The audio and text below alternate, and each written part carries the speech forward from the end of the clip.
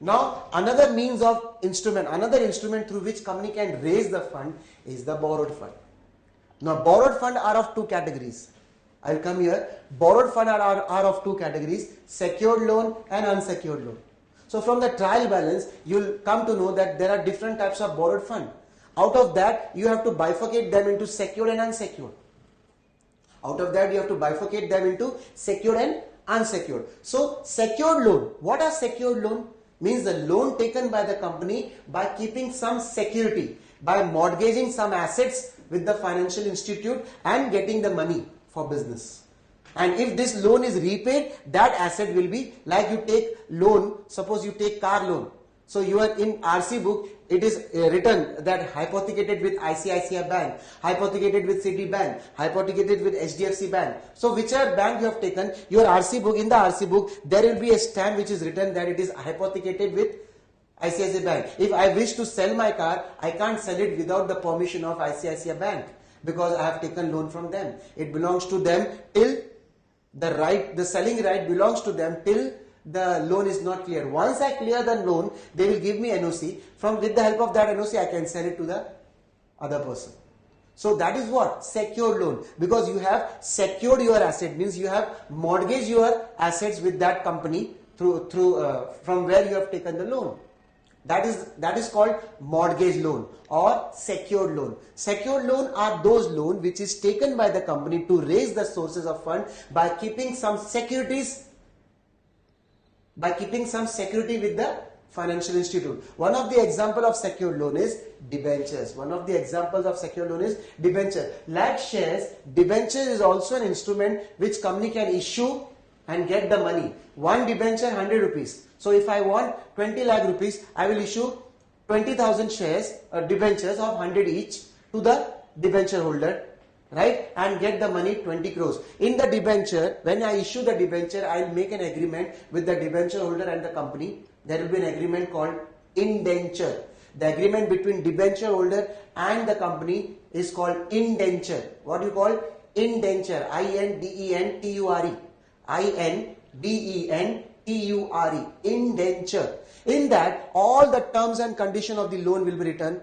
That you will get this much percentage of interest every year, either quarterly, half yearly or yearly, right? After this much year, after 5 years or after 6 years or every year, I'll keep on paying your loan amount. Either I will pay lump sum after 5 years or I will pay in 5 years. Means I will pay in 5 years installment every year, thoda, right? In pieces. I will pay after 5 years. Right? If company is not able to make the payment, you will be in a position to take over these assets of the company and sell it in the market. No one will ask question why you are doing that, because you have given that right in that indenture.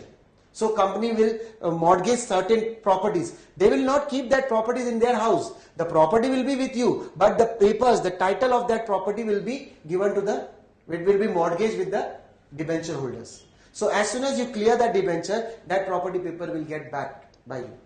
So right, so debentures, bonds are the same thing, right? It is an instrument through which by issuing those debenture will get fixed interest. They will not bear any loss. So preference shares and debentures look like same, right? But they are the owner, whereas debenture holder are the shareholders. They are called shareholders, right? They are the owner of the company, where debenture holder are the financier of the company.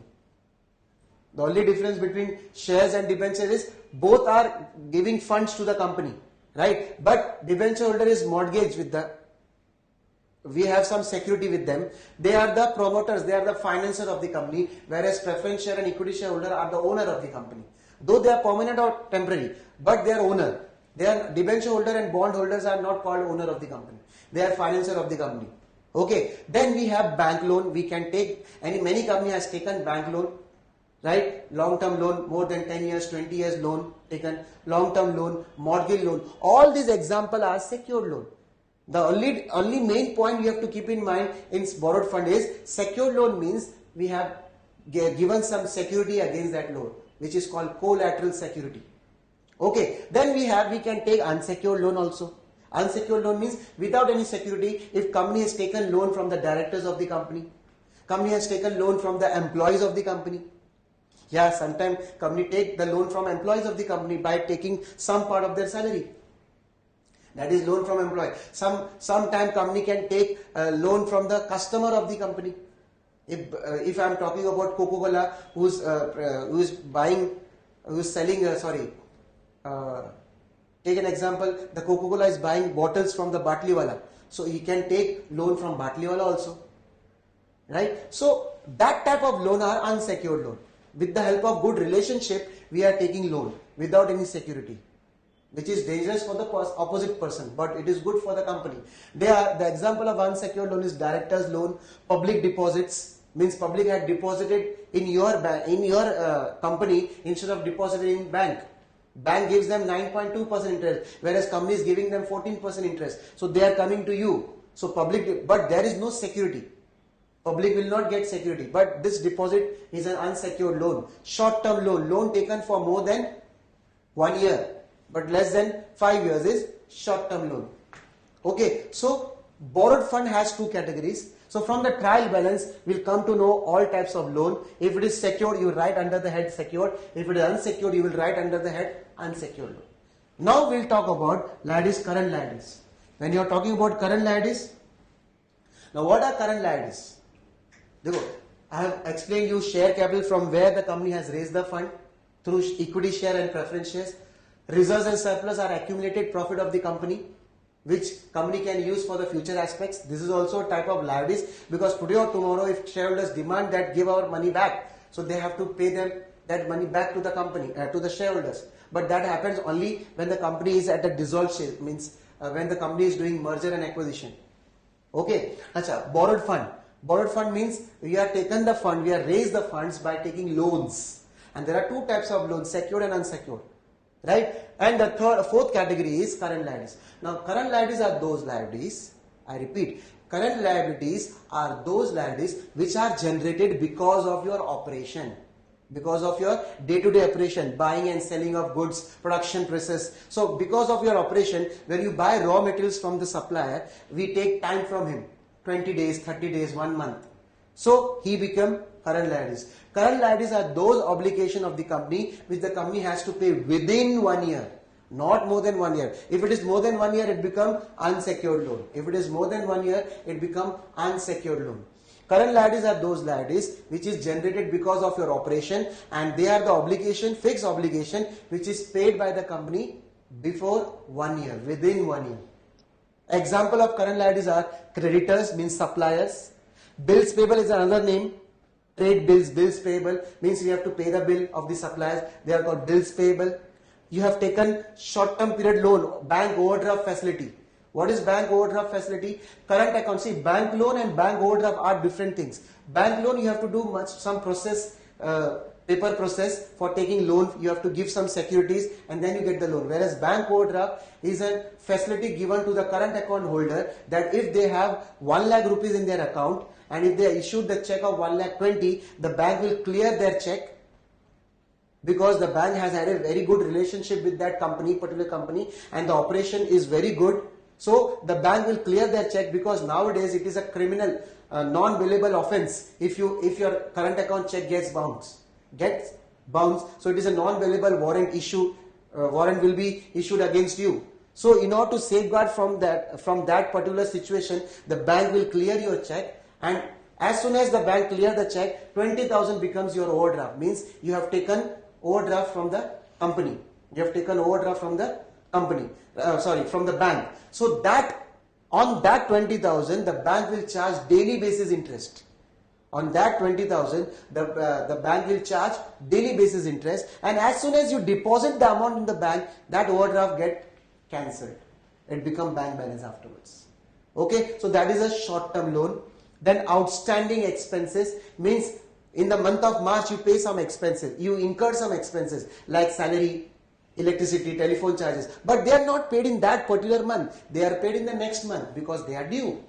So such type of expenses which are expenses of current year will be shown as a revenue expenses, but they are not paid, so they become current liabilities. Outstanding expenses. because you are following accrual concept. Accrual concept says that record the expense as and when it is incurred. Don't see whether it is paid. Similarly, record the income as and when it is earned. Don't see when it is received. So on that basis, you have recorded the expense which is incurred by you but not paid. So till that time it is not paid, it will be recorded under the heading called current liabilities. So from the company's point of view, it is a liabilities, curse. Okay, then provision for tax. We have to calculate the tax of current year, but we never pay this year tax in this financial year. We pay this financial year's tax in the next year, which is called the assessment year. So for that purpose, for the current year, in order to calculate the profit, we will make a provision for tax on the basis of normally this year, though you have not paid the tax, but we have to make provision for tax that this much tax we are going to pay roughly. So that is called provision for tax, which is paid in the next year in the month of July, September, right? So that is called provision for tax, which is to be paid within 2 or 3 months. So within 1 year, that's the reason it is recorded under current liabilities. The liabilities which is to be paid within 1 year is recorded under the heading called current liabilities. Similarly, proposed dividend. Proposed dividend is again the profit. From the profit, you have to give dividend to the shareholders called equity shareholders and preference shareholders. Preference shareholders dividend you have to pay in advance, means you have to pay this year. But I am talking about equity shareholders. Equity shareholder will get dividend in the next year. Right? So they have to declare that equity shareholder will get this much dividend this year, because their dividend is not fixed. So that is called proposed dividend. Did they pay? No. They are to be paid in the next year. Right? So proposed dividend is a current liabilities. Then provident fund. Every company has a scheme of provident fund. Some part of the salary is deducted and same amount is contributed by the company. Suppose from your salary, your boss is deducting 2,000 rupees. Same amount will be contributed by a company, and that is 4,000 will be kept in a provident fund account. So provident fund, today or tomorrow, this fund belongs to the workers. We have to pay them back. We have to pay them back. So provident fund is a current liabilities, because today or tomorrow any of the worker is going to come, and some of the worker will be going to come as a new worker, some of the worker will be going back. So koi na koi, in every year, every 1 and 10 year, you are going to pay to some of the workers who are going to retire. So provident fund becomes the current liabilities. So by this we completed the balance sheet. Balance sheet has divided from the trial balance. You will get liabilities of 4 categories. So from that liabilities you have to select and write it as per the headings. As per the headings. Now we'll move on to the next part, that is the asset part. Now balance sheet asset side will show that where the company has used these funds sources and how they use these sources. Because company needs sources for fixed capital, for fixed asset, and company needs sources for working capital. Working capital means day-to-day business expenditure is called working capital. Day-to-day cash requirement of the business for production or operation process is called working capital. So a good company has to maintain balance between working capital and the fixed asset. So where the company has used these sources, suppose they have collected 400 crores. So how they have used it 400 crores? Full on fixed assets and or at every stage. So that you have to see, because on the basis of that only we can measure the financial position. If company has full utilized that 400 crores on fixed asset, so there will be no amount left in their hand which is used for operation. So how will they start their operation? And if company is not doing operation, the company have to close down within 1 or 2 months. They will not survive. So it is very much necessary that the finance manager has to decide how much has to invest here and how much has to keep with us. This is an important part. For fixed asset, larger part of your sources is used in fixed asset. Smaller part of the sources is kept as working capital. Okay. So fixed asset, I have given you an example of fixed asset. Some of the sources through which you have raised by share capital or borrowed fund, that money is used by company for purchasing fixed asset like plant and machinery, furniture, leasehold premises, means you have taken the premises on a lease basis, because government always take the premises on a lease basis. Suppose you have a coal mine, the government will take that coal mine because government want a monopoly of coal. They should not be given to in the hands of capitalist people, means some few private industry. That's the reason government has taken coal under their heading, under their hand, under their supervision, so that there should not be any monopolistic, that there should not be exploitation of the consumer. So for that purpose they have taken the mines on a lease basis for 100 years, 50 years, 60 years. So till that time, that lease you are paying, that is a property for you. So leasehold premises, freehold premises, engineering tools, motor car, goodwill, patents, all these are fixed asset. So major part of your sources will be used for this fixed asset. And one thing I want to make it clear, that this asset, the investment which is done by the company on this asset is fixed, means it is not again and again. It will not be again and again. It will, once the investment is done, its benefits may last over many years. This type of expenditure is not done again and again. They are done with immense care and precaution, and once they are done, their benefits may last over many years, 10 years, 20 years, 30 years, 40 years, right? And after 40 years, you may again go for such type of investment. Understood? So some major part of your sources will be invested in fixed asset. Now second, company do some investments. Now why do company you do some investment? Company is running, so why they want to do investment in some other company?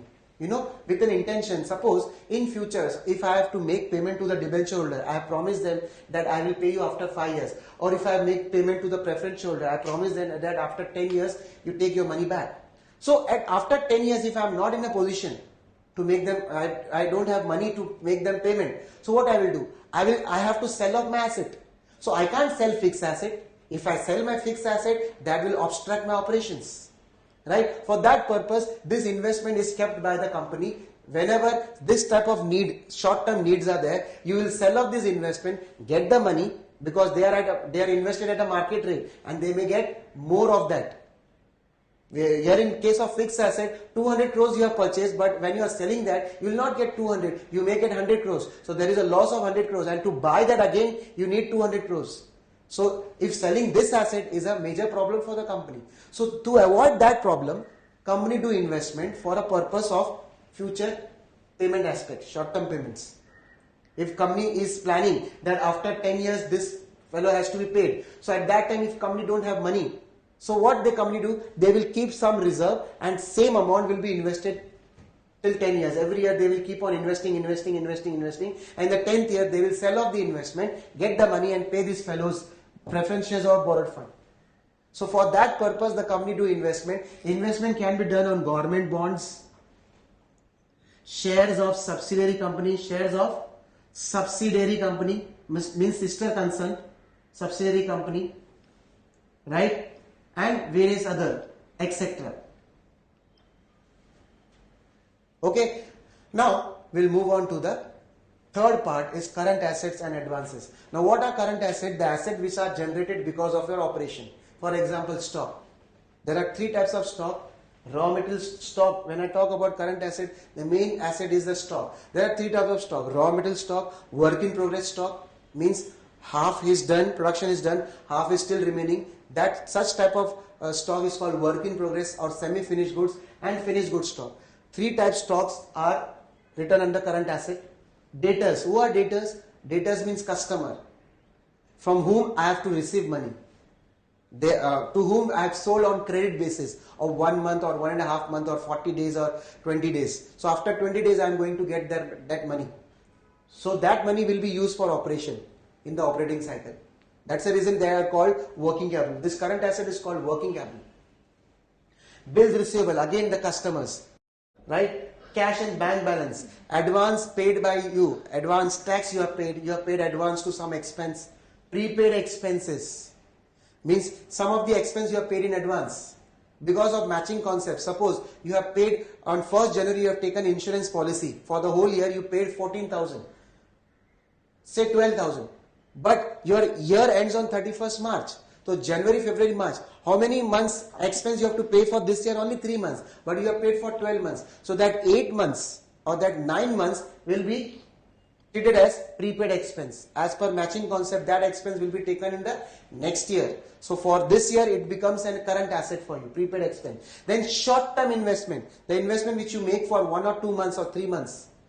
Short-term investment to make the surplus cash, make use of surplus cash effectively, we make short-term or marketable investment. So all these are the examples of current assets.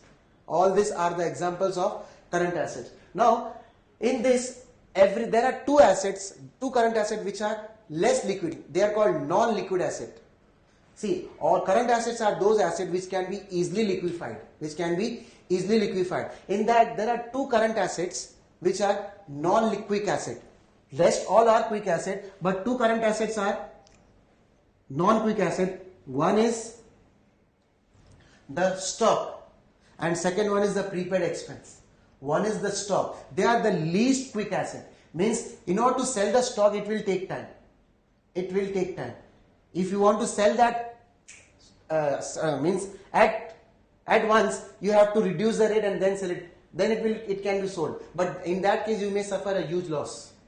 Rest all assets can be sold within the market with a negligible loss. Whereas these two assets will give you less cash, or it will take time to get converted into cash. Prepaid expense, so I can't get converted into cash. That's the reason it is called least liquid asset. So least liquid asset is stock and prepaid expense. Similarly, least current liability is bank OD and advance income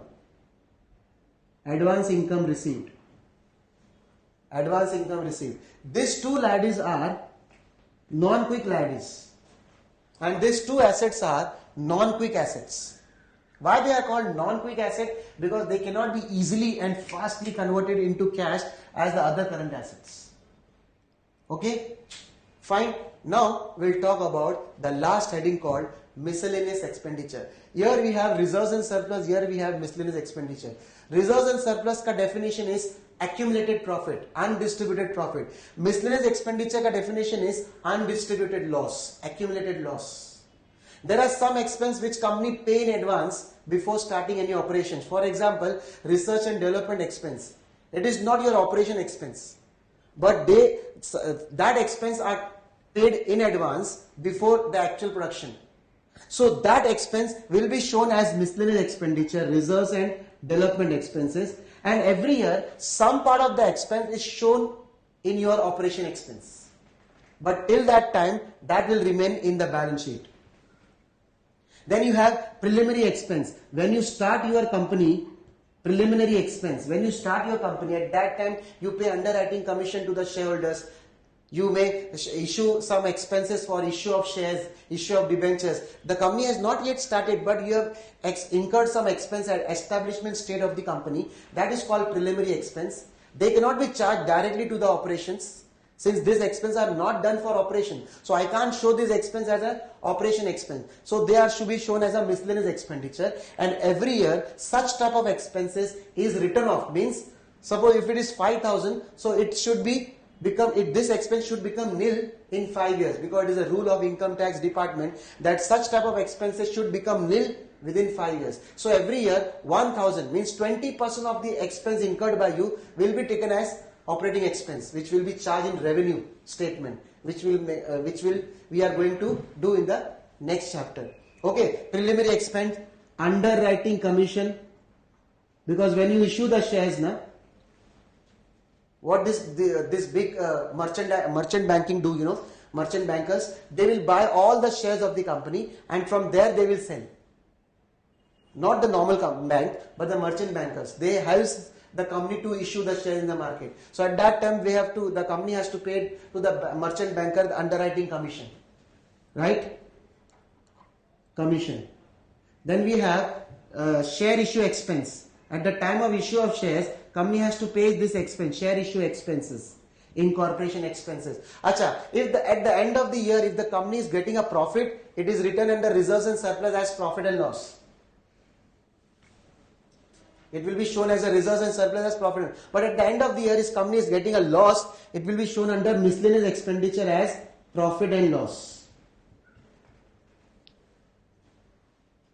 So from the trial balance, you have assets and liabilities. That assets and liabilities are again further divided into four parts. So from the trial balance, you have to take the items and post in different headings. So these are the items which you have to write under a separate heading: reserves and surplus, share capital, borrowed fund, current liabilities. In the asset, you have fixed asset, investment, current assets, and miscellaneous expenditure. So by this, we completed the third chapter, which is called financial statement, called balance sheet. I repeat, balance sheet is a financial statement which is prepared with the help of trial balance, but on a particular day. It is not for the whole year. It shows the financial position of the business. With the help of this, we can make out that how much fund they had raised and how much fund they had utilized in fixed asset and working capital. If they had utilized the full fund in fixed asset, they don't have anything in current asset, that means the company is not able to operate properly, the company has not managed this fund properly. So that will show the financial position. With the help of that, we can take decision whether to invest in this type of company or not. So this type of things are conveyed to the shareholders, to the suppliers, to the people who are linked with the company, so they can see this financial statement, use some calculation techniques which is called ratio. With the help of that, they can decide whether to go for this company or to remove their money from this company. Okay, so by this we end up the chapter 3rd. We'll move on to the next chapter, which is called revenue statement. Okay, so take a break of 2 minutes so that you will revise all these things, and we'll move on to the next chapter.